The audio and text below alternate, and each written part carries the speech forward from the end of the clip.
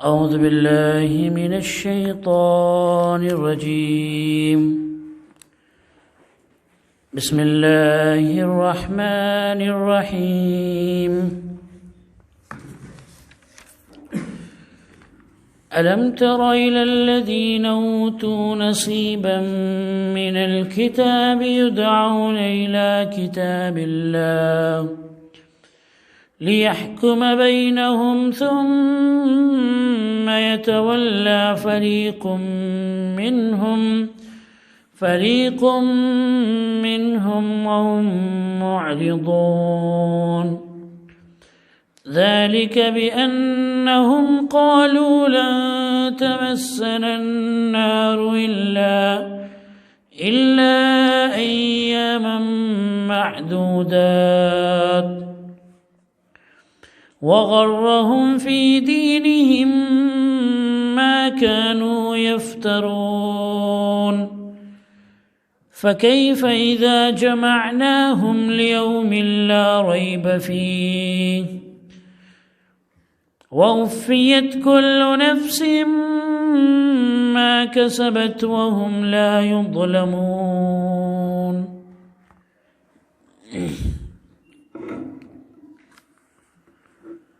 اللہ تعالیٰ نے پچھلی آیتوں میں یہ بیان فرمایا تھا کہ جو لوگ اللہ کی آیتوں کا انکار کرتے ہیں اور نبیوں کو نعوذ باللہ قتل کرتے ہیں، نبیوں کی ہتیا کرتے ہیں، اور جو لوگ ان کو دین کی دعوت دینے والے ہیں، اچھائی کا حکم دینے والے ہیں، ان کی ہتیا کرتے ہیں، فبشرہم بعذاب علیم، تو اے نبی آپ ان کو بہت تکلیف والے عذاب کے بارے میں بتا دیجیے۔ اب یہاں سے اللہ تبارک و تعالی ان یہودیوں کی اور زیادہ برائیوں کا ذکر فرما رہا ہے۔ تو اس سورہ کے اندر، سورہ آل عمران کے اندر، اللہ تبارک و تعالی نے یہودیوں اور عیسائیوں کے بارے میں بہت ساری چیزوں کا ذکر فرمایا ہے، اور خاص طور سے چونکہ سورہ آل عمران جو ہے نام ہی عمران، آل عمران کا مطلب ہوتا ہے عمران کے گھر والے۔ عمران کون ہے؟ عیسیٰ علیہ السلام کے نانا، ان کا نام عمران ہے۔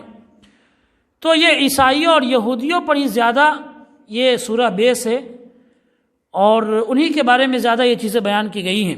تو اللہ تبارک و تعالی اب یہودیوں کی مزید برائیوں کا، اور جن کی برائیاں ہیں ان کا تذکرہ اللہ تعالیٰ فرما رہا ہے۔ اللہ تعالیٰ نے فرمایا الم تر الی الذین اوتوا نصیبا من الکتاب، اے نبی کیا آپ نے ان کو نہیں دیکھا جن کو کتاب کا یا کتاب کے علم کا ایک حصہ دیا گیا تھا، یدعون الی کتاب اللہ، کہ جب ان کو اللہ کے کتاب کی طرف بلایا جاتا ہے، لیحکم بینہم، تاکہ ان کے درمیان آپس میں وہ فیصلہ کرے، ثم یتولی فریق منہم، تو ان میں سے ایک جماعت پیٹ پھیر کر بھاگ جاتی ہے، وہم معرضون، اور وہ لوگ اس سے اعراض کرنے لگتے ہیں، اس سے کترانے لگتے ہیں۔ تو اللہ تبارک و تعالی نے اس آیت میں یہودیوں کی اس برائی کا ذکر کیا ہے جس میں وہ اللہ کے فیصلے کے مطابق، یا اللہ تعالیٰ نے اپنے توریت کے اندر جو فیصلہ نازل فرمایا تھا اس کے خلاف کرتے تھے۔ اور یہ حدیث بخاری شریف کے اندر موجود ہے، حضرت عبداللہ ابن عمر رضی اللہ تعالیٰ عنہ کی روایت ہے کہ اللہ کے رسول صلی اللہ علیہ وسلم کے پاس یہودی ایک لڑکے اور ایک لڑکی کو پکڑ کر لائے، ان دونوں نے زنا کیا تھا۔ تو اللہ کے رسول صلی اللہ علیہ وسلم نے پوچھا کہ تمہاری کتابوں کے اندر اس کی سزا کیا ہے؟ تو انہوں نے کہا کہ ہماری کتابوں کے اندر سزا تو یہ ہے کہ ہم زنا کرنے والے مرد اور عورت کے چہرے کو کالک پوت دیتے ہیں، ان کے چہرے پر سیاہی لگا دیتے ہیں، اور ان کو پھر ہم گدھے پر بیٹھا کر اس طرح سے شہروں کے اندر گھماتے ہیں تاکہ پہچان ہو سکے کہ اس نے کیا کیا ہے، زنا کیا ہے۔ یہ ان کے ہاں سزا، انہوں نے کہا، یہودیوں نے کہا کہ ہمارے یہاں یہ سزا ہے۔ تو ایک صحابی حضرت عبداللہ بن سلام رضی اللہ تعالیٰ عنہ، یہ یہودی تھے لیکن مسلمان ہو گئے تھے، اسلام لا چکے تھے.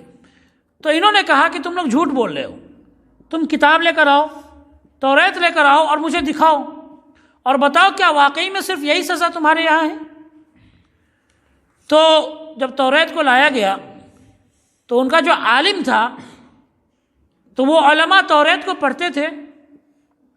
دیکھیں آپ کس طرح سے وہ آیتوں کو چھپاتے تھے. توریت کو پڑھ رہے تھے، زنا کے بارے میں، زنا کی جو سزا تھی اس کو پڑھ رہے تھے.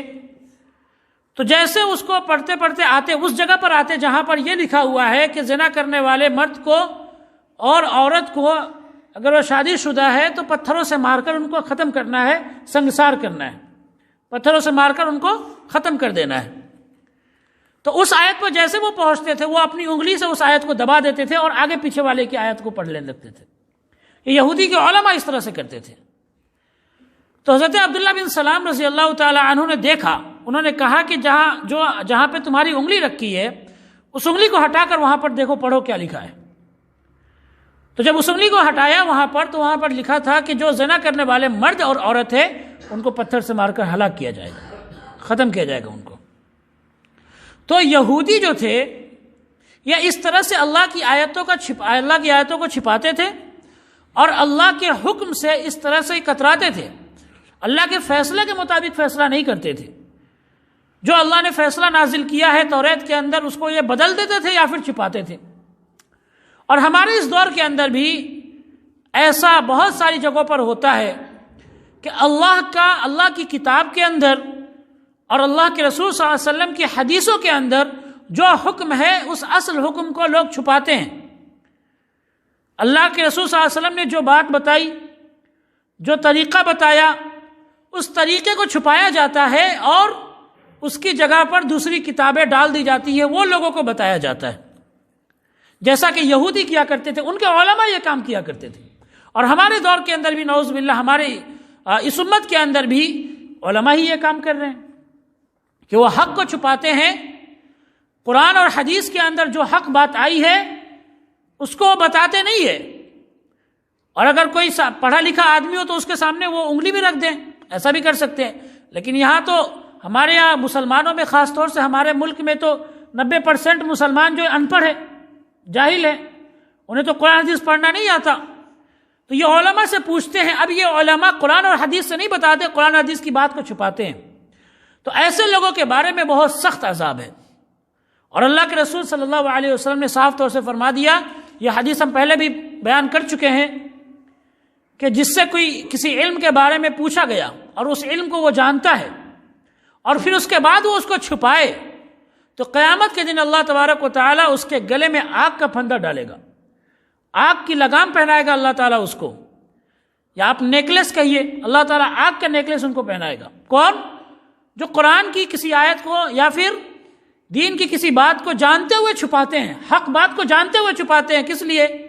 یہ یہودی کے علماء کس لیے کرتے تھے؟ یہ یہودی کے علماء، ان کے مولوی صرف اس لیے کرتے تھے تاکہ ان کا پیٹ کا دھندا چلتا رہے، ان کی دکان بند نہ ہو، کہ جب حق بات کو بتائیں گے لوگوں کے سامنے تو ان کی دکان بند ہو جائے گی، ان کا دھندا بند ہو جائے گا.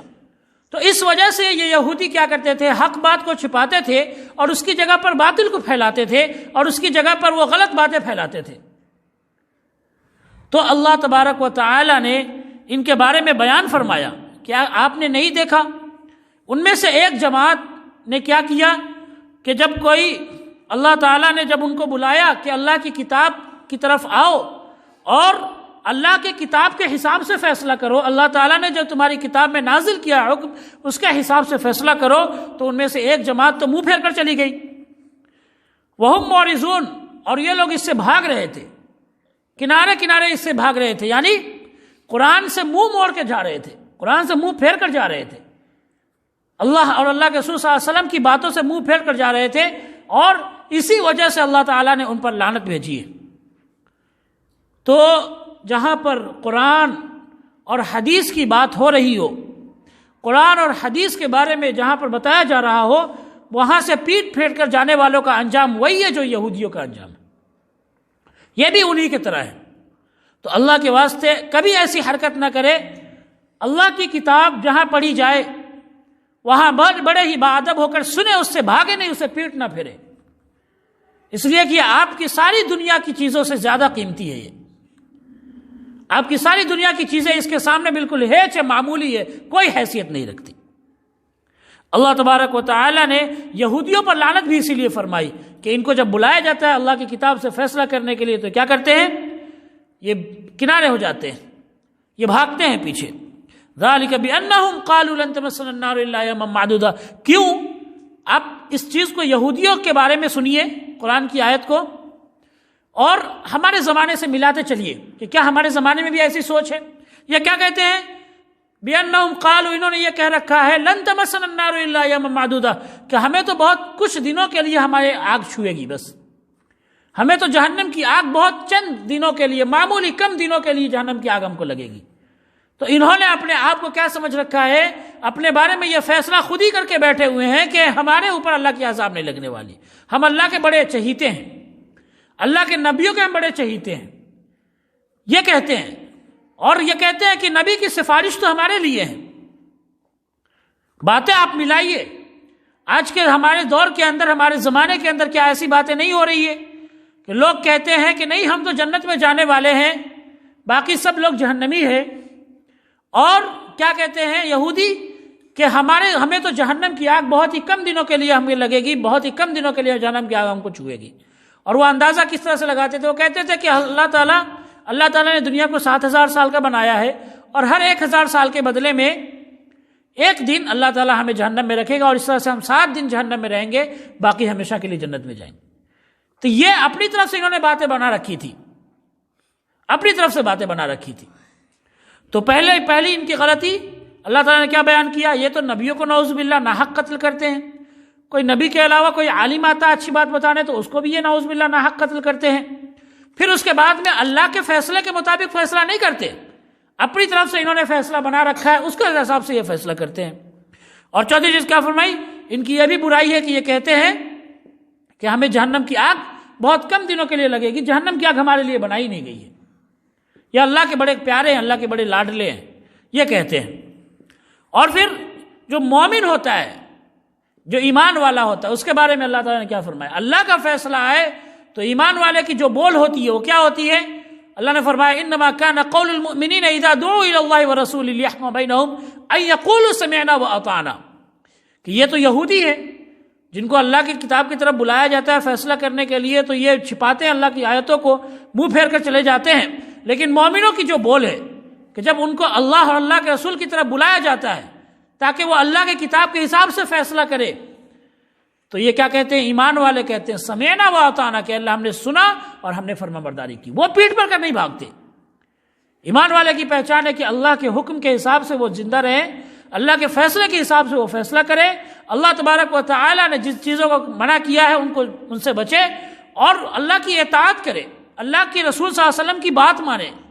اللہ کے رسول صلی اللہ علیہ وسلم نے جن چیزوں کو کرنے کا حکم دیا ان کو کرے، ان کو بجا لائے. یہ اطاعت ہے، فرما برداری ہے. اپنے سر کو بالکل جھکا دے نبی صلی اللہ علیہ وسلم کے حکموں کے آگے، غلام بن کے رہے نبی صلی اللہ علیہ وسلم کے حکموں کے آگے. یہ ایمان والے کی بول ہے. لیکن یہودیوں کی بول، اور ہمارے اس دور کے اندر بھی ایسے ایمان والے، ایسے اسلام والے ہیں لوگ جن کا یہ دعویٰ ہے کہ جہنم کی آگ تو ہمیں چھوئے گی نہیں، ہم جہنم میں جائیں گے نہیں، ہم جنت میں جائیں گے. کیوں؟ ادھر ادھر سے انہوں نے اپنی طرف سے باتیں بنا رکھی ہے، جیسے یہودیوں نے باتیں بنا رکھی ہے. فرمایا اللہ تعالیٰ نے وَغَرَّهُمْ فِي دِينِهِمْ مَا كَانُوا يَفْتَرُونَ. یہ لفظ بہت اہم ہے قرآن کی آیت کا. یہ جو جملہ ہے وَغَرَّهُمْ فِي دِينِهِمْ، اور ان کے دین کے بارے میں ان کو دھوکے میں ڈال رکھا ہے. کس چیز نے؟ مَا كَانُوا يَفْتَرُونَ، جو باتیں انہوں نے اپنی طرف سے گڑھ رکھی ہے، ان باتوں نے ان کو دھوکے میں ڈال رکھا ہے. حقیقت سے کوئی تعلق نہیں ان باتوں کا. یہ باتیں خود انہوں نے گڑھ رکھی ہے، یہ ان کی اپنی بنی بنائی باتیں ہیں، قرآن اور حدیث کی باتیں نہیں ہے، اللہ اور اللہ کے رسول کی باتیں نہیں ہے، بلکہ ان کی اپنی بنائی ہوئی باتیں ہیں. انہی بنائی ہوئی باتوں میں یہ بالکل مگن ہے. جیسے ایک آدمی ہے کہیں نوکری کرنے جا رہا ہے، پہلے سے اس نے اپنے دماغ میں خیال رکھا ہوا ہے کہ میں نوکری کرنے جاؤں گا، مجھے تو کام کرنا نہیں پڑے گا، مجھے پورے دن آرام سے بیٹھنا ہے اے سی کے اندر اور کوئی جاب کا کوئی کام نہیں کرنا ہے، بس آرام سے مجھے سکون سے رہنا ہے. اب اس خیال کو لے کر آدمی دماغ میں بیٹھایا ہوا ہے اور خوش ہے اس کی وجہ سے، مگن ہے اس کی وجہ سے، لیکن حقیقت کب سامنے آئے گی؟ جب وہ پہنچے گا وہاں پر کہ اسے یہ بھی کرنا ہے، اسے وہ بھی کرنا ہے۔ تو اللہ تعالیٰ نے فرمایا کہ ان کو اس بات نے دھوکے میں ڈال رکھا ہے۔ کس بات نے؟ جن باتوں کو انہوں نے گڑھ رکھا ہے، اپنی طرف سے بنا رکھا ہے، ان باتوں نے ان کو دھوکے میں ڈال رکھا ہے۔ تو ان باتوں کی وجہ سے دھوکے میں نہ پڑے، اس لیے کہ اللہ تبارک و تعالیٰ نے جو باتیں بتائی ہے قرآن اور حدیث کے اندر، اسی کے حساب سے فیصلہ ہوگا۔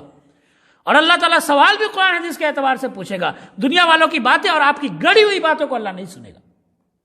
آپ کی من گھڑت باتیں آپ قیامت کے دن کہیں گے کہ اللہ ہمارے یہاں تو یہ باتیں چلتی تھی، ہمارے یہاں تو کہتے ہیں نا کہ ہمارے لوگ تو ایسے کرتے ہیں، لوگ تو ایسے کر رہے ہیں۔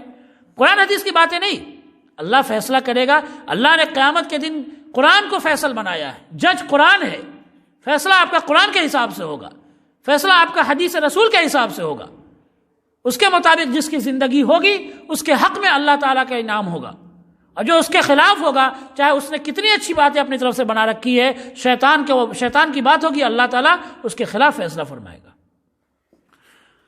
فرمایا اللہ تعالیٰ نے فَكَيْفَ إِذَا جَمَعْنَاهُمْ لِيَوْمٍ لَا رَيْبَ فِيهِ، تو وقت کیسا ہوگا جب ہم ان سب کو اکٹھا کریں گے، جب ہم ان سب کو جمع کریں گے، لِيَوْمٍ لَا رَيْبَ فِيهِ، ایک ایسے دن میں جس میں کوئی شک نہیں ہے، وَوُفِّيَتْ كُلُّ نَفْسٍ مَا كَسَبَتْ، اور ہر جان، ہر نفس، ہر انسان نے جو کیا ہے اس کو پورا پورا بدلہ دیا جائے گا۔ ما کسبت، جو اس نے کمایا ہے، جو اس نے کیا ہے، اس کا اللہ تعالیٰ جب جمع کرے گا حشر کے میدان میں تو اس کو پورا کا پورا بدلہ دیا جائے گا۔ وَهُمْ لَا يُظْلَمُونَ، اور اس پر ظلم نہیں کیا جائے گا۔ اللہ تعالیٰ ظلم نہیں کرے گا، جس نے گناہ کیا ہے اس کے گناہوں کی سزا ملے گی، اور جس نے نیکیاں کی ہے اس کے نیکیوں کا انعام اس کو ملے گا۔ اللہ تعالیٰ کسی کے ساتھ میں ظلم نہیں کرے گا۔ اللہ تعالیٰ سے دعا ہے کہ اللہ ہم سب کو کہنے سننے سے زیادہ عمل کرنے کی توفیق عطا فرمائے۔ وآخر دعوانا الحمدللہ رب العالمین وما علینا الا البلاغ۔